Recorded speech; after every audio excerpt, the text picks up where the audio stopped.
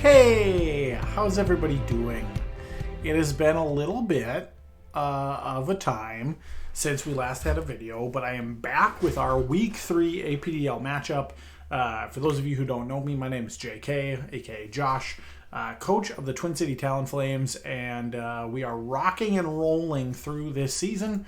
Currently, at time of recording, we are halfway through Week 4, which is the bye week for our conference. So more on that later, but we have a great game against Link and the Florida Florgess that I wanted to get to make sure that we don't drop a week of content and that we make sure that we've got everything documented, all of the videos pushed out, really trying to do better with videos for this season. So without further ado, let's jump into the team builder and talk about what we're bringing against the Florida Florgess. At time of recording, Link has made some changes to his roster. So unfortunately, I don't remember the big breakdown of like all 10 mons that he had. Let me just look and see. No, I have deleted it already. So normally I put a scouting report together for every team and it's got them all listed, but I have already moved on to our Week 5 matchup, our fourth game, but our Week 5 matchup against the Pedophiles and Charlos. So I don't have the big sheet anymore, but some of the things that I was really worried about or really like looking at hard, obviously Bisharp with an Eviolite, big, powerful monster on the defensive side and being able to dish out really big hits, something to look forward to. He's got a Moltres that, if I have Stealth Rocks is kind of a non-factor, but it also, hits really, really hard. He's got some bulk on his team, like a Dusclops and like a Nidoqueen, which can also, hit very, very hard. So he's got a lot of different threats to look out for, and it's definitely not a team that we want to take for granted. A little bit of a trap game, but we definitely want to move forward.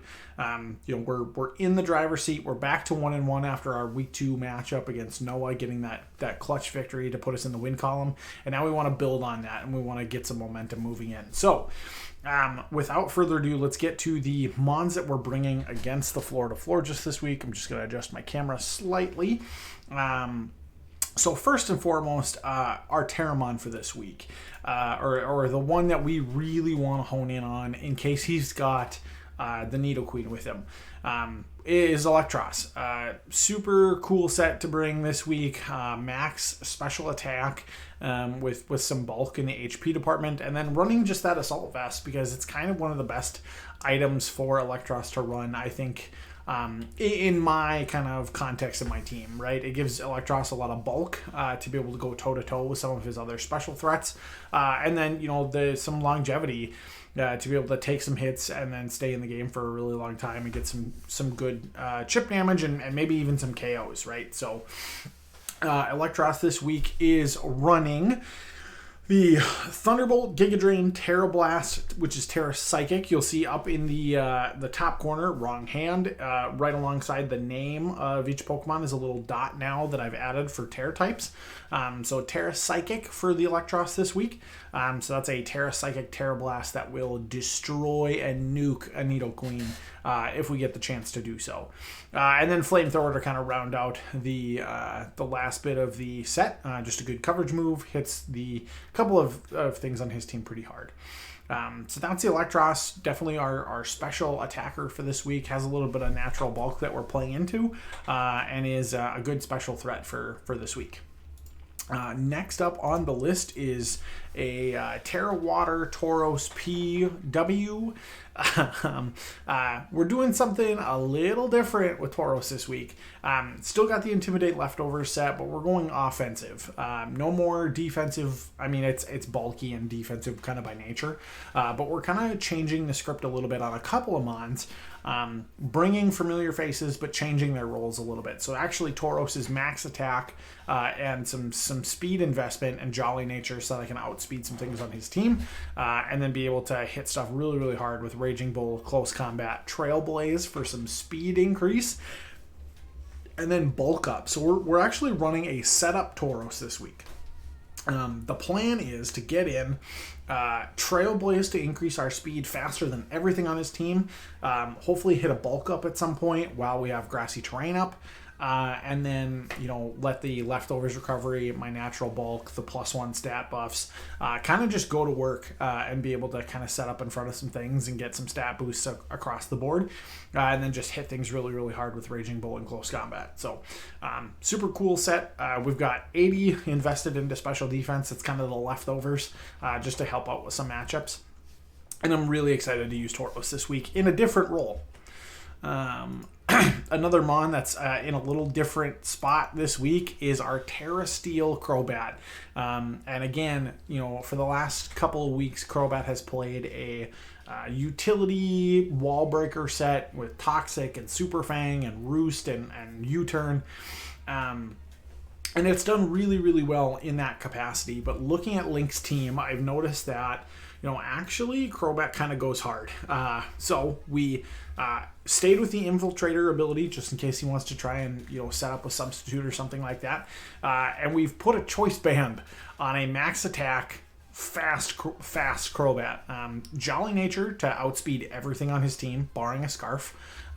Max attack through the rest in HP just to help with the choice banded Brave Bird recovery and recoil damage. And then, we're just going to try and nuke things as hard as we can. Cross Poison's my best poison type move. Crunch is good coverage. Hits a couple of his ghost types pretty hard. Brave Bird is my best stab move. Hits everything on his team really, really hard. And then a choice banded U-turn actually does like up to 50% on some mons and still gives me really fast, reliable pivot points throughout the match. So I love this Crobat set, and I'm really excited for you to see what it does in this game. Transitioning into kind of the defensive side of the house here, our Balava is back. Not in an attacker role, but in a max defense bold nature role, bold nature. So max defense, max HP, a little bit in special defense. That not, the 4 points doesn't really make too big of a difference. But this is a wall for a number of his physical threats. It actually has pretty decent defensive stats, and the HP obviously is great. And then Seed Sower plus Leftovers means that I'm living a lot of extra hits. So I want to make sure that it stays in the fight. Giga Drain's there for some extra recovery. Earth Power's my better coverage move. Is able to, actually do some damage to some of his mons that have things like Defiant or Sap Scepter or stuff like that. Leech Seed and Sap Strength are there just to, again, kind of give me recovery, help me stay in the game, wear down some of his physical threats that might want to try and set up, or just don't appreciate kind of that passive damage being ticked off. So that's our defensive mon for the week. So what is our special defensive Pokemon? It's kind of also Claydol. Claydol, again, we're kind of in the defensive investment, but also in a kind of support defensive role. Max HP and defense, but we're running screens with Claydol. That is going to be its job is hazard removal, setting up screens. So we have the Light Clay to help extend Light Screen and Reflect. Rapid Spin gets the really annoying Stealth Rocks out of my way, which this week when we're not bringing Heavy Duty Boots Crobat, we need to make sure that hazards don't end up on our side of the field. And then Shadow Ball's just kind of my best attacking move to try and do some damage. It's got that chance to lower special defense and be able to kind of wear stuff down over time. And having 2 defensive investment Pokemon is really important for this week. And then also just with Light Screen and some natural special bulk, that's kind of where Claydol pinch hits as the especially defensive Pokemon for this week. And then finally, we are running a weakness policy Baxcalibur, kind of a sweeper in the end. Terra Ice to just really lean into its ice type moves. Running the bulky attacking set, max HP and attack. I thought for a while about playing around with like a weakness policy Dragon Dance set, or just like a choice Scarf set or things like that. Ultimately, I just decided, this thing's got enough attack stat already to where me being, buffing my attack is not really going to make that big of a difference. And the speed increase that I would get from a Dragon Dance is not significant enough in the matchups where I need it to make sense. So instead, I opted for big damage, good coverage, and then some priority with Ice Shard. So Icicle Crash and Glaive Rush, my stab moves that hit super, super hard. Ironhead is there for the Rapidash, the Galarian Rapidash, and some coverage. And then Ice Shard is there to pick off anything to where, one of my attacks maybe gets, 75, 80% of the way. Don't necessarily kill it. Our weakness policy might proc, and then all of a sudden we've got a +2 Ice Shard coming off that's going to do enough damage to kill whatever health is remaining. So that's the Baxcalibur for this week. I'm really happy with it. There are some opportunities to where this thing could actually take a hit and get that weakness policy procced. Obviously, it's really good against the Moltres if it tries to use like a Fire Blast or something. I take that fairly well, and then can fire off big damage in Ice Shard or Ice Crash. So that's the team for this week. Let me know what you thought was the best set or the most interesting or coolest set that you're thinking of. And then drop that in the comments below. Now, let's get into the game. So, just a refresher, we are bringing Electros, Tauros, PW, Crobat, Arboliva, Claydol, and Baxcalibur for our team. And Link has brought a Bisharp, Inteleon, Rapidash G, Dusclops, Moltres, and Cryogonal. So right off the bat, I'm noticing that some of the prep that I had made is looking really good. Things that I'm scared of right away, obviously the Eviolite Bisharp is going to be really, really annoying. Inteleon crits are always something to watch out for. I think I've got good answers to Rapidash and Dusclops. Moltres is not something I'm super worried about with this lineup. And then Cryogonal is kind of like it could jump in and do something, but I'm not really sure what he's going to try and do with it. I might be trying to set up like a Hail Aurora Veil or some screens or be a spinner or, there's a number of things that it can do. But looking at the team and kind of where we're sitting, I feel like Crobat is just a really solid lead for me. We go through and I choose Baxcalibur for my Terramon. Not seeing Nidoqueen. I don't need the Terra Psychic, Terra Blast from Electros. So I'm thinking, okay, what's my offensive threat? What's going to do the most for me in the grand scheme of things? Let's just go Terra Ice, get rid of my Fairy type weakness, and be able to hit some things really, really hard with my Ice type moves. So I picked Baxcalibur, and Link chooses Moltres for his Terramon. So I lead Crobat thinking that, hey, at worst, I click U-turn and get a better matchup on whatever he starts to lead with. What I realized very quickly is that Choice Banded Brave Bird, I'm just going to click the button, and I'm going to let you watch. Yoink. Now, in the Power Rankings video that you may have seen, I talked a little bit about this game and kind of how momentum was really in my favor, and this is why. We start the game off with a turn 1 knockout. I take a bunch of recoil damage, but it's 6-5, and he hasn't been able, he hasn't made a move yet, which is great. Rapidash comes out, and he switches, probably fearing some kind of a poison type move. Cryogonal's pretty frail, and I haven't, in all fairness, done the calc to see if like a Life Orb or just like a Expert Belt or something that's going to boost my attack a little bit, if that would have killed the Cryogonal or if I had to be Choice Banded. So he goes into Rapidash, probably to bait some kind of a poison type move, or to see if I have, there's something different. Looking for some information, trying to get some pressure in there. Dusknoir is definitely one of his bulkier mons. But again, looking at the damage calculator and kind of looking at the rest of his team and kind of what Crobat's usefulness in this game looks like, I kind of just want to click Brave Bird again. So I do. And that does so much damage. So in 2 turns, we've gotten a knockout and 2/3 of one of his big walls gone. Just because the Crobat is clicking, that Choice Banded Brave Bird. Now, I am taking a lot of recoil damage. I'm down below half health. So I can only do this so many more times. However, I see a kill, I'm going to go for it. In past weeks or in past seasons, I might have chosen to, save the Crobat for the Inteleon matchup or for the Rapidash matchup and really preserved that knockout potential. But I don't want to lose the momentum. We see he's got leftovers, but it just doesn't matter.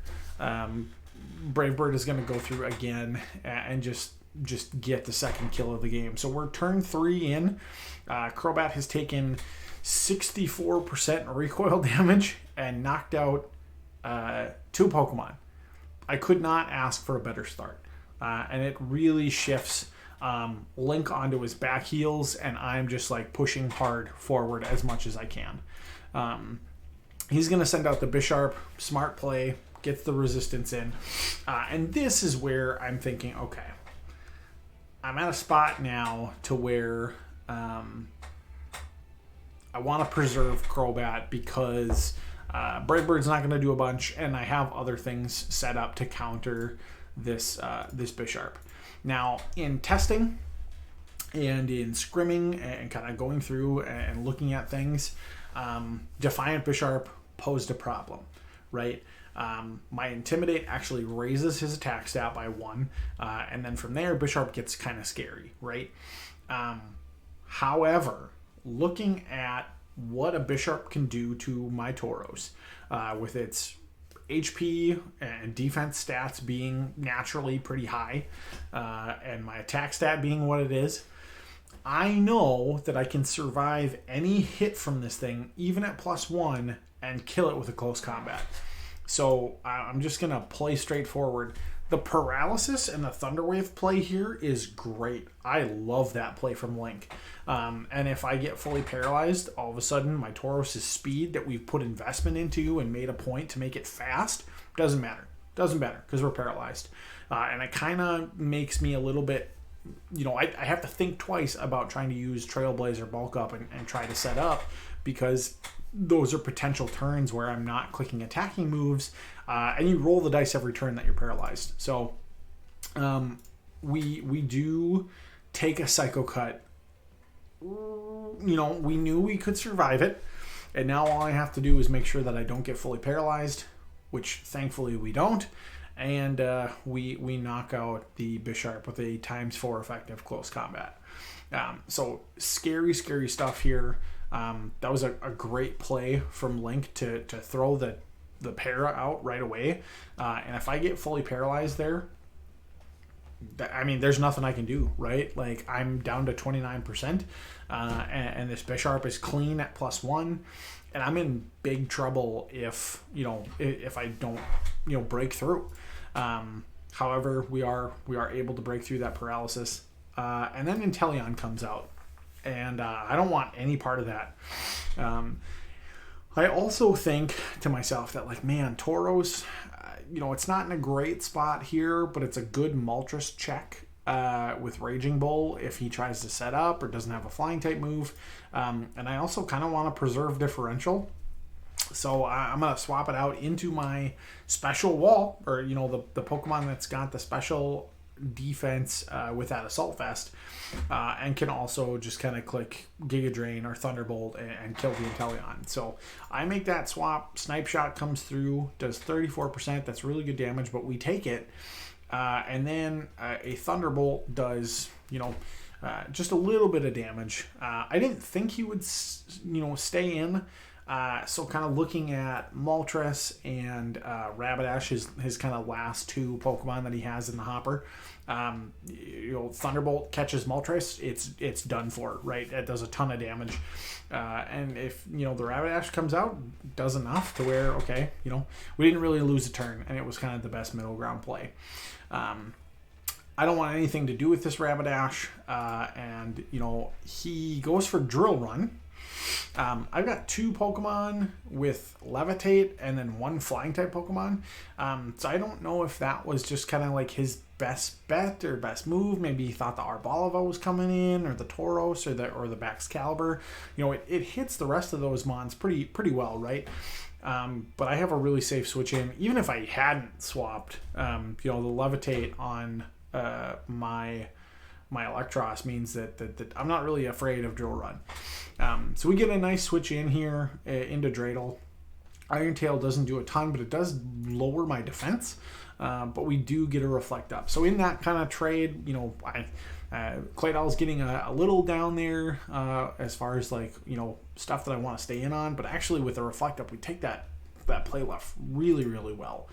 And I'm just going to be like, okay, I can kind of sit here. If you're physical, I'm max defense, max HP. I've got a Reflect Up. You know, my defensive's down 1, but I can fire off Shadow Balls that are super effective, and I will get special defense drops at some point.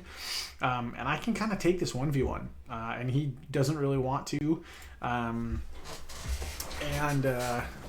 You know, I kind of took an opportunity to where I figured, okay, with a Reflect Up, maybe he goes for another Play Rough, and I can catch it with my Baxcalibur and proc my Weakness Policy. With a Reflect Up, I'm actually doing okay as far as how much damage that Play Rough could do. And then I can Terra Ice, lose my Dragon Weakness, and start going to town. So I try and make that read. He double swaps, or he also swaps out into Inteleon, uses Snipe Shot, gets a critical hit. One of those things that I was like, man, really don't want to deal with that. Does 44%, which is a lot, but Glaive Rush is going to come through and kill that Inteleon, no problem. You know, I took a gamble again with, you know, he could have maybe swapped back in, doubled back into the Rapidash. But at that point, it's just kind of we're burning our turn of Reflect, and that's really all we lose. And then we're back to the scenario where it's Rapidash against my Reflect, and then I can Terra Ice, and then, you know, kind of go from there after the Weakness Policy gets procced. So we're still in a good spot. You know, Glaive Rush going there. Kind of like a win neutral play, and not really anything that I'm scared, even if it's you know, a no effect hit on the Rapidash. He goes into Moltres next. Actually tries to scout, and I'm just kind of at the point where Glaive Rush does enough damage to Moltres as well that I'm just gonna go for it. You know, I really lose nothing by just clicking that button. He scouts it, you know, does well in kind of checking things out. Oh boy. Ooh. Fire Blast, 50%. We had enough bulk in just kind of our natural HP pool to be able to live on 6%, which procs our Thermal Exchange and our... we don't actually get the Weakness Policy proc because it's neutral damage from the Ice type and the Dragon type, canceling out the super effective Fire type move. But we do get that +1 attack from the Thermal Exchange, and definitely do enough to kill that Moltres. And now we're sitting at a point where that +1 Ice Shard is enough to actually just knock out the Rapidash. So a clean 6-0 victory for us in week 3. It puts us at 2-1 and gets our differential way up there at +7 now. So feeling really good actually about kind of where we end up after this game. So that was the match, guys. If I go back to my full camera here, I think our prep this week was as good as it's been all season, and our game plan of kind of switching up what we normally run and just kind of taking the straightforward offensive play actually paid off against Link and the Florida Florgess. Great game by him. There were definitely some spots where I got a little lucky. You know, definitely some places where he could have maybe, you know, gone a different route and seen a little bit different of a result. But I do believe that we win this game, you know, 9 times out of 10. And it's probably a 3 or a 4-0. But we're lucky enough and definitely fortunate enough to get a 6-0 victory here. Helps our differential a ton, and then is able to get us in tied for first place in the division that we're in. So looking really strong. I think we're tied, right? I want to look at standings here. Okay, so we're in second place because Hoop is 3-0. And we're 2-1. Our differential is tied. Hooper does own the tiebreaker though, so the best we can do if we're in that spot and tied with Hooper or a little behind him is second place for now. But we did everything that we needed to be able to get back into a position where we're feeling really good. We're at the top of the division, top of the Scarlet League, going into the bye week. After all of that nonsense of the week or of the game this week, and kind of looking at you know, how we've done thus far, kind of at the midway point in the season, I made the bold-ish move along with half the league, it seemed like, to make some roster adjustments, and I will put out a video later this week. Kind of breaking down all of the moves that we made and who we dropped, who we added, kind of what our back half of the season looks like. So stay tuned for that video and definitely maybe put your guesses in the comments below on who I dropped. If you haven't seen or you know, if you're one of the people in the league that doesn't watch videos or you know, maybe you're not part of the league but you watch these videos for fun, maybe make a prediction on who I dropped and what maybe I picked up. But we'll have a kind of a mid-season video here soon to kind of go through all of those. What I will say is that our week 5 matchup, our 4th game of the season, is against Harry and the PDF Files.